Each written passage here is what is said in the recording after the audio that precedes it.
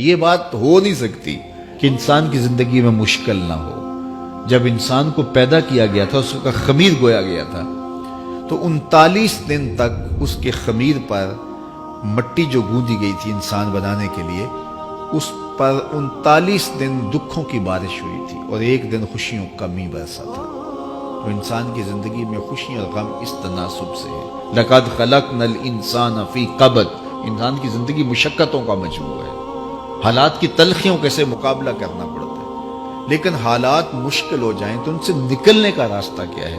تو سنیے قرآن کیا کہتا ہے، وَمَن يَتَّقِ اللَّهَ يَجْعَلْ لَهُ مَخْرَجًا وَيَرْزُقْهُ مِنْ حَيْثُ لَا يَحْتَسِبُ۔ جو اللہ سے ڈرنے لگ جاتا ہے، تقوی اختیار کر لیتا ہے، تو پھر اللہ تعالیٰ جل شانہ اس کے لیے مخرج پیدا کر دیتا ہے، یعنی اس مصیبت سے نکلنے کے اللہ راستے دیتا ہے۔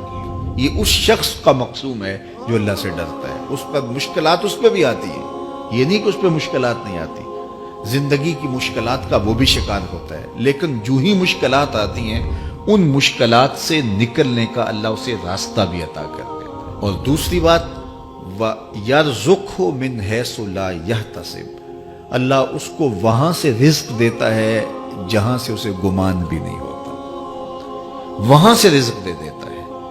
بندہ تو یہ کہتا نا کہ مجھے یہاں سے ملے گا، یہاں سے، ایک بندے کی منصوبہ بندی ہے، لیکن جو اللہ سے ڈرنے والا ہوگا اللہ اس کو وہاں سے رزق دے گا جہاں اسے گمان بھی نہیں ہوگا، خیال بھی نہیں ہوگا کہ یہ راستہ بھی حصول رزق کا ہو سکتا ہے۔ تو یہ میرے رب کا وعدہ ہے اور میرے رب کے وعدے سچے ہیں۔ تو جب تم اللہ سے ڈرنے لگو گے تو یہ تخت و تاج، یہ دنیا کی عزتیں، یہ تمہارے قدموں میں ہوں گی۔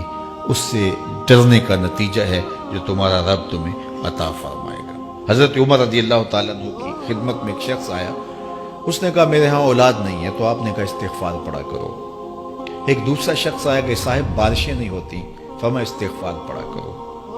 تیسرا شخص حاضر خدمت ہوا اور کہا کہ ہمارے ہاں قحط کا عالم ہے، فرمایا کہ استغفار پڑھا کرو۔ تو کوئی پاس بیٹھا تھا، اس کے اٹھ کے جانے کے بعد کہا کہ مختلف لوگ مختلف سوال لے کر آئے اور آپ نے ایک ہی جواب دیا کہ استغفار پڑھا کرو۔ تو کہا میں نے اپنی طرف سے تھوڑا دیا، یہ تو میرے رب کا فرمان ہے۔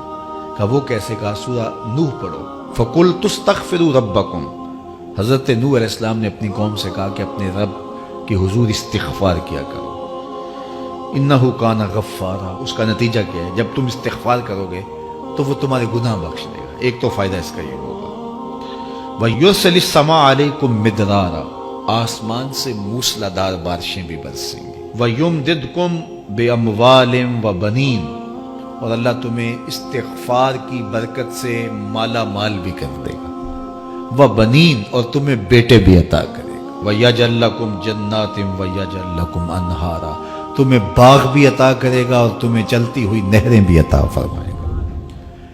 آج میں سمجھتا ہوں کہ پاکستانی قوم کو اجتماعی استغفار کی ضرورت ہے۔ آپ کے دریاؤں کا پانی سوکھ گیا، استغفار کریں گے اللہ تعالیٰ ان کو پانیوں سے مالا مال کر دے گا، بارشیں ہوں گی، قحط سالیاں دور ہوں گی، بے اولادوں کو استغفار سے اولاد نصیب ہوگی، اور معیشت کی بہتری جو ہے وہ استغفار کے ذریعے سے ہوتی ہے۔ تو یہ 5 چیزیں بیان فرمائیں، تو استغفار سے خوشحال